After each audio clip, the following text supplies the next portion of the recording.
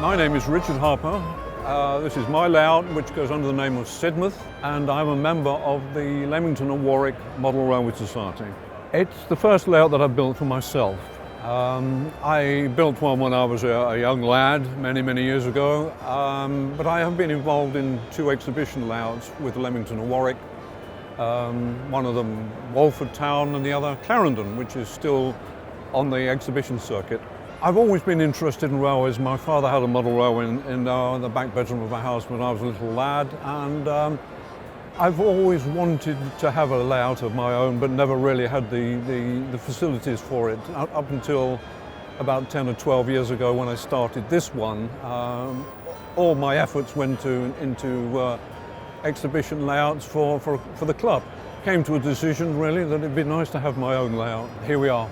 I decided that I was going to go P4 because that was the basis for Clarendon, and I wanted to produce a layout based on a real location. The only way I could do that, I felt, was to produce something like this. The length was not, well, obviously the length is important, but it was not the first priority.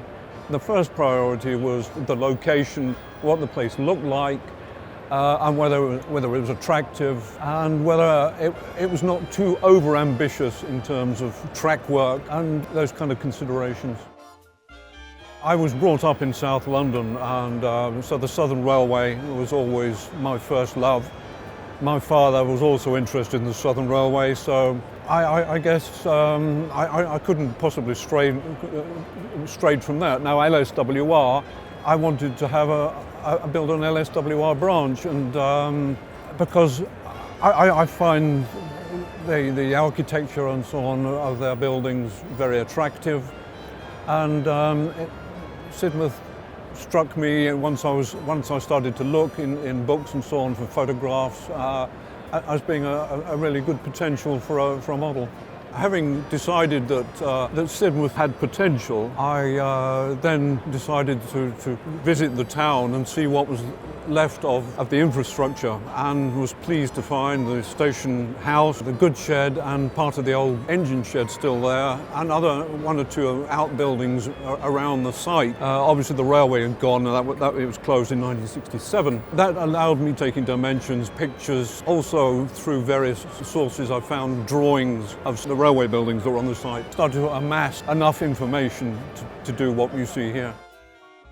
It's my first layout in P4. It's not the first P4 layout I've been involved with, because Clarendon is P4, and I gained a lot of experience working with the team of guys on that layout. As for starting out, it very much depends on what you're looking for from a model railway. I was looking for as close to the prototype as possible, and I think the gauge is important. When you look at the track, it looks correct.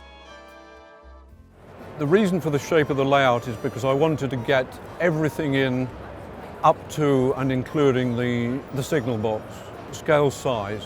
After the signal box, you can see there's a siding which on the prototype went off originally to the gasworks, which was closed in the middle 50s and demolished.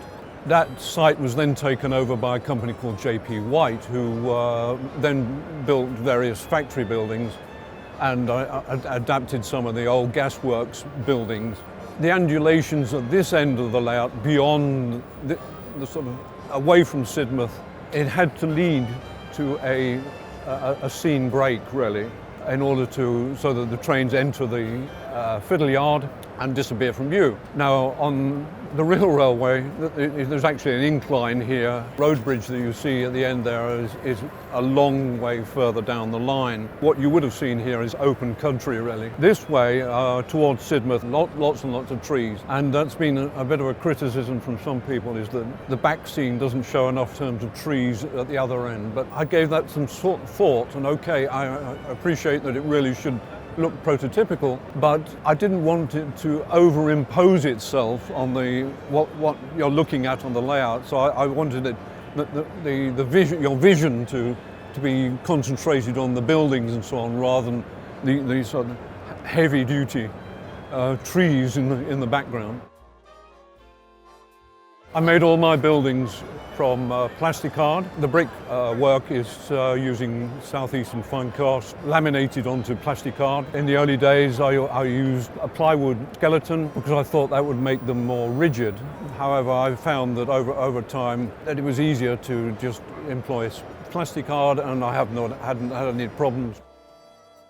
We use a sequence which has been written by a very good friend of mine who has been long involved with railways, and he studied the timetable for this particular branch. But of course what you see here in terms of a service is a lot more intense than was ever the case in the old days. But then of course this is an exhibition layout and people expect to see things moving.